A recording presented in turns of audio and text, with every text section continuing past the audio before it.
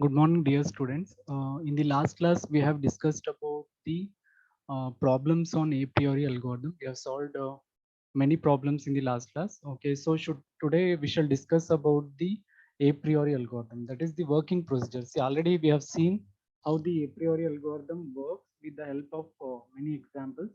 Today we shall study about the theory. That is an algorithm. Okay, so we have got an algorithm on this. Okay, so again, it is a quite important topic from exam point of view. It has been asked many times in the examination. Okay. So I'll explain you the method before explaining the a priori algorithm. So if you look at the procedure that we have followed in the previous class, that is to find the frequent item sets. See, initially, what we have done is we have found the frequent one item sets. Okay, so in the first step, okay, using the candidate one item sets, we have generated the frequent one item sets. Okay, next in the second step, using the frequent one item sets, we have generated candidate two item sets by performing L1 cross L1, that is considered as C2. Okay, then after generating the candidate item sets, candidate two item sets, we have applied the a priori algorithm, and then we have removed some of the item sets, those are infrequent or which are not frequent, whose subsets are not frequent. So such item sets are removed. And then at the end, we have calculated the support count, and then we have found the frequent two item sets by comparing the support count of those item sets, candidate item sets, with the minimum support. Okay, so this is the procedure that we have followed in the problems. So the method is also same here. Initially, we have initialized k to 1, k is equal to 1, and then we will generate the frequent one item sets of length 1. In the first step, we will be generating the frequent one item sets. That is by considering all the items which are present in the transaction or the database as candidate one item set. All the items which are present in the that is transactions or the database, they are considered as candidate one item sets. From this, we will generate the frequent one item sets. That is the first step. And then we will repeat this process, that is generation of the frequent item sets, until this frequent item sets becomes null. We will be repeating this process. So that is the thing that we have followed in the problems also. We will be repeating this generation of the frequent item sets until this frequent item set becomes a null. We will repeat this until no frequent item sets are identified. That is until the frequent item set becomes null. Okay. So again, see in this procedure, what we'll be doing is we will be generating the that is length k plus one candidate item sets from length k frequent item sets. So that is using the previous frequent item sets, we will be generating the next candidate item sets. For example, candidate two item sets will be generated with the help of frequent one item sets. That is cross product of frequent one item sets will be considered here. Using that, we'll be generating C2. In the same way, C3 candidate three item sets will be generated using previous frequent two item sets. That is L2 cross L2 we will be considering in order to generate C3. So in the same way, the previous that is frequent k item sets will be used to generate the k plus one item sets, candidate item sets. That is the first step. And then we will, once we generate the candidate item sets, we will check for the that is a priori property. That is a priori property states that if a subset of item set is not frequent, okay, then its superset will also be not frequent. Or if an item set is frequent, then all its subset must also be frequent. Okay, so that is the a priori algorithm. We will be applying that to the candidate item sets, and we will prune the candidate item sets. Okay, those containing the subsets that are infrequent. So infrequent subsets will be removed from these candidate item sets. So after this, we will calculate the support of the candidates here. See, in the previous classes also, when I asked you about the problem, see, many people say without applying the a priori property, you told the support value. See, support value we need to calculate once we find the, that is once we apply the a priori property. See, first apply the a priori property and check whether all the subsets of those item sets are frequent or not. So if some of the item sets subsets are infrequent, then those item sets will be infrequent. We need to remove those item sets from the candidate item set. After that, find the support count of the candidates by scanning the database. then count the support count of the candidate by scanning the database, and then eliminate those infrequent item sets by comparing the support count with the minimum support. We'll be comparing the support count of these candidates with the minimum support, and we will remove those candidate item sets which are not going to satisfy the minimum support. So this is the procedure. So we'll be generating the frequent one item sets, and then we will be repeating this procedure until we are unable to generate the new frequent item sets. So in order to generate the new frequent item sets, we need to find the candidate item sets here. So for example, if you are finding candidate k plus 1 item sets, then you need to use the k frequent item sets, cross product of k frequent item sets. After generating the candidate, then apply the a priori algorithm or the property in order to remove the search space, or in order to remove the infrequent item sets whose subsets are infrequent. So apply the a priori property, and after removing those candidates, then find the support count by scanning the database, and then find the support. After finding the support count, compare that support count with the minimum support. If that support count is greater than or equal to minimum support, then it will be considered as a frequent item set. If it is less than minimum support, then it will be considered as infrequent item set. So this is the method that we will be following in case of a priori algorithm. Okay. So now let's see what is the a priori algorithm. So this is the skeleton of the a priori algorithm. See, again, it is quite important from exam point of view. So try to remember this one. You need to try to practice this one. It has been asked many times in the examination. That is, explain the a priori algorithm. Okay. So see here, algorithm name is, you know what is the that is syntax that we will be using to write a algorithm. So we'll be having algorithm name, and then what is the input, output, and then we will be writing the method. That is the procedure we need to follow while writing the algorithm. So in the same way, so see here, algorithm name is a priori, and then you need to write the description of that algorithm. What is the purpose of that algorithm? See, a priori algorithm, it is used to find the frequent item sets using iterative level wise approach based on candidate generation. They are told that the a priori algorithm is an iterative approach. It will be following a level wise approach. Level wise approach means that in the current level, we will be using the previous level, that is frequent item sets, in order to generate the current level candidate item sets. So it is a level wise approach here, and it is based on candidate generation. So in case of a priori algorithm, we will be generating the candidates here. So this is the description. So a priori algorithm, it is used to find the frequent item sets using the iterative level wise approach that is based on candidate generation. Okay. So now coming to the input. So input for the algorithm is, that is a database that contains the set of transactions. That is one input. And second input is minimum support count. So minimum support count threshold, that is given in the problem. Okay. So or that is given by the user. So these are the two inputs to the a priori algorithm. One is database of transactions, that is first input, and second input is minimum support count or minimum support threshold. This is the second input. Okay, next output. So what you're going to get output? So you will be getting output as a set, that is L, that will be containing the frequent item sets in the database.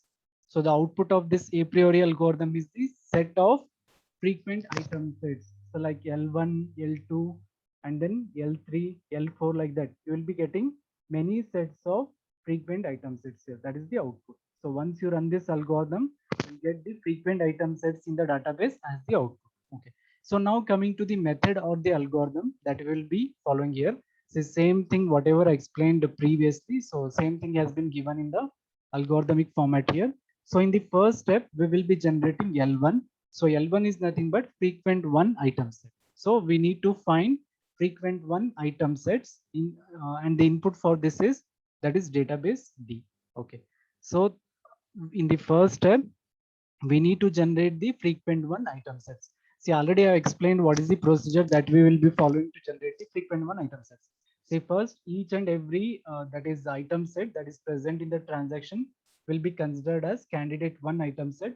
And then we will find the support count of those candidates. We'll compare the support count with the minimum support.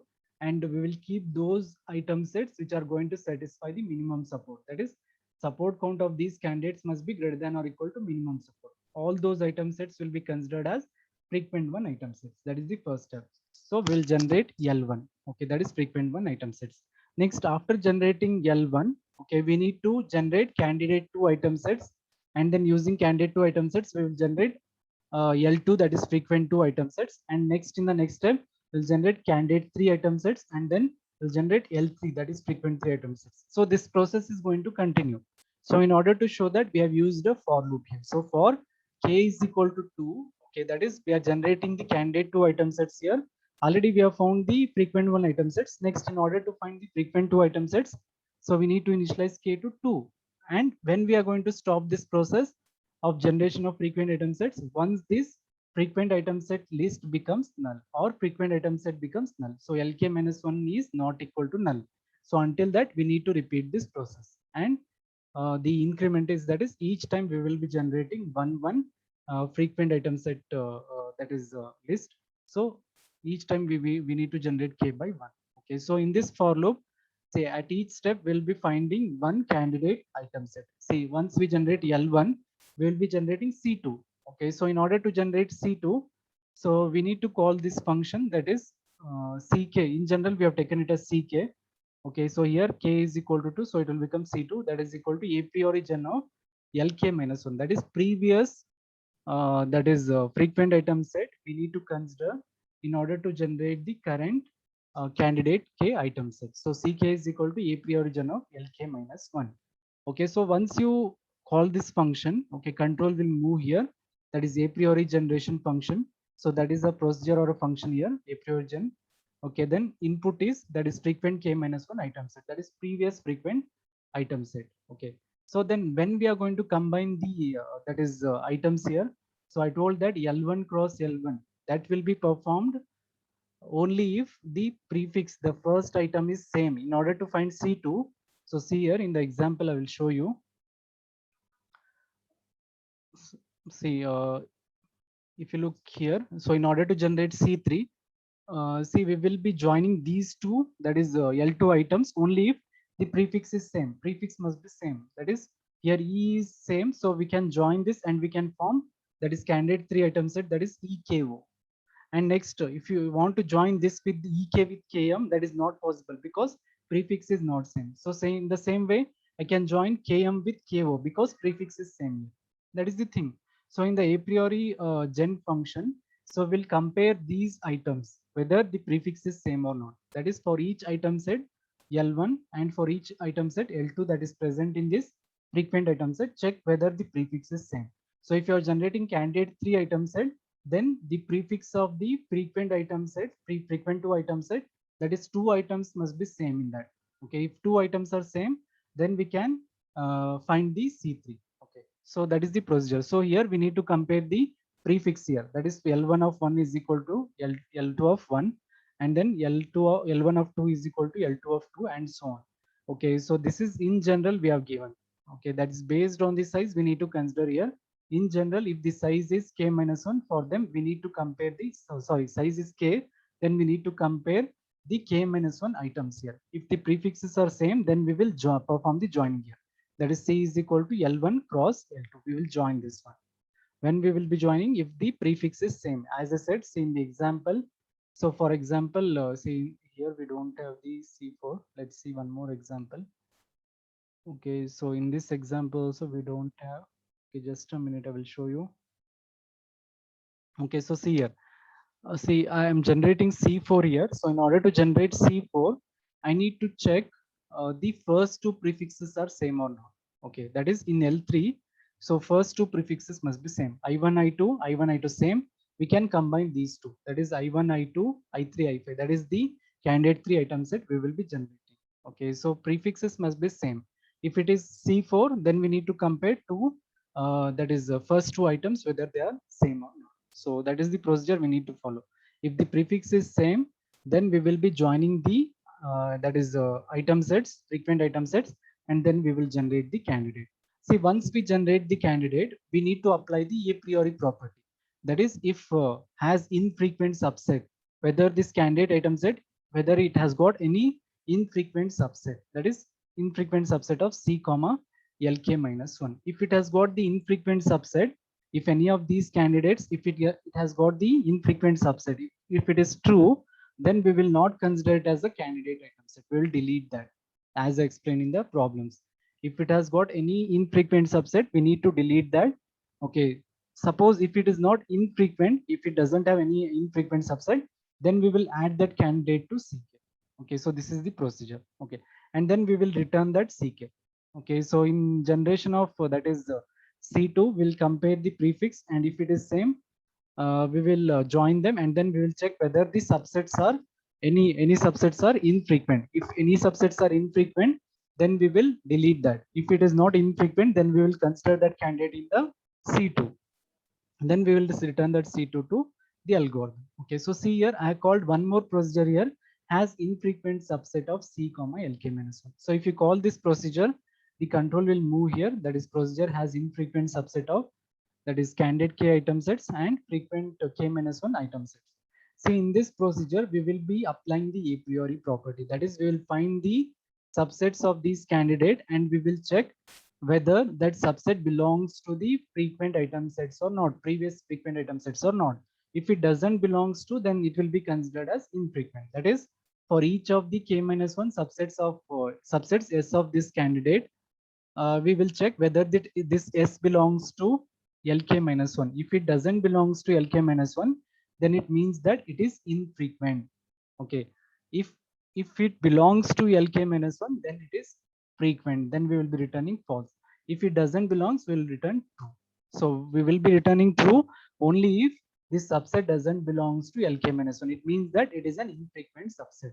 So once it becomes infrequent, we need to return true. So that true value will be returned to this if condition. Okay. So once it becomes true, then we will delete that candidate because it is not a frequent. That is subset of that candidate is not a frequent. So we'll delete that. Okay. Suppose if it returns false, so it means that it is a its subsets are frequent here. So we'll add that to candidate. Okay. So this is the procedure that we need to find in order to apply the a priori property. Okay. So once we generate the candidates here, next what we need to do is we need to compare the candidates, okay, whether they are present in the given transactions or not. So we need to find the subsets of the transactions here in order to compute the support count. Okay, so we'll find the subsets of this candidate, okay, with respect to transaction.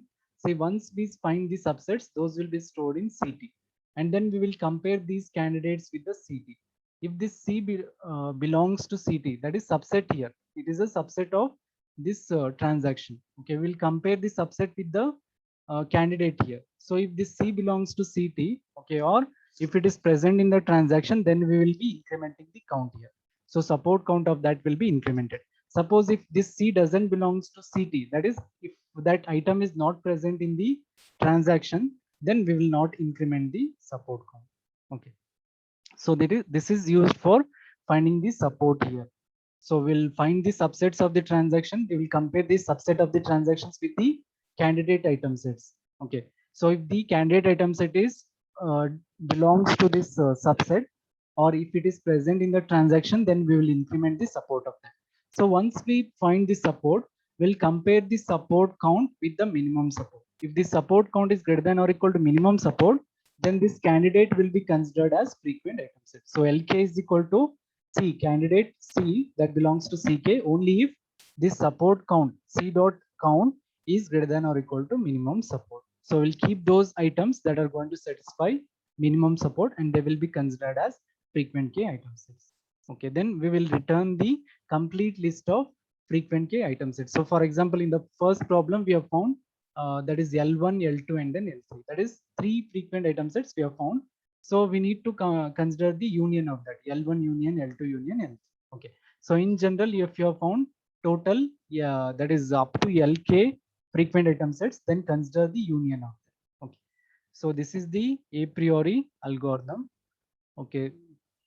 So now coming to the next topic, that is candidate generation and pruning. Okay. So again, see all these steps, see I explained in the algorithm also.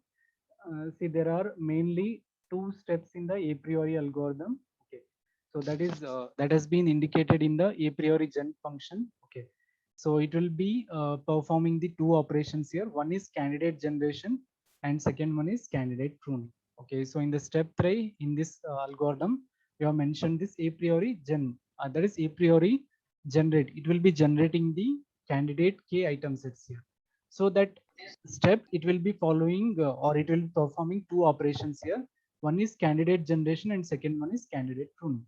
So what is the process that we will be following in order to generate the candidates here? So if you're finding the candidate k item sets, then I need to consider the cross product of frequent k minus 1 item sets. That is candidate generation. So we will, for example, if you're finding C2, we'll be considering L1 cross product L1. Okay, so if you're finding C3, then you'll be considering L2 cross product L2. Okay, so in general, if you're generating candidate k item sets, then you'll be considering the cross product of frequent k minus 1 item sets that is found in the previous step. This is the first step that is the for first operation that is done by a priori gen function. And second thing is candidate pruning. So candidate pruning means, say we will be eliminating or removing some of the candidate k item sets here using a priori algorithm or support based pruning. So that is, we will be using the support value here and we will be removing some of the item sets that are not going to satisfy the minimum support value. That is candidate pruning. Pruning is nothing but removing or eliminating the candidate k item sets here. We will remove some of the candidate k item sets using support based pruning here. So one more thing is, say this candidate pruning, it is also going to apply the a priori algorithm. That is, we will find the, for example, if you have got the candidate k item set that is x that is equal to I1, I2, Ik.